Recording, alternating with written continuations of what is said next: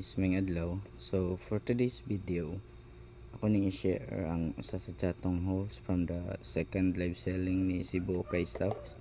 And I really wanted to buy this one, and swerte nga nakuha na to guys.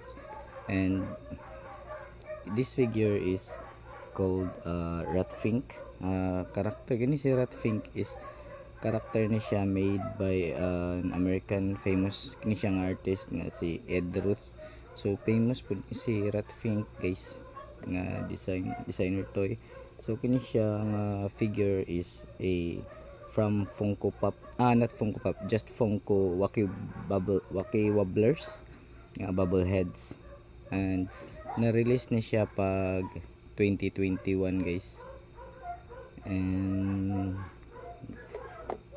isa po ni sa akong mga inspiration as a designer po si Ed Ruth. That's why I really wanted to get this figure, and luckily nakuha na to.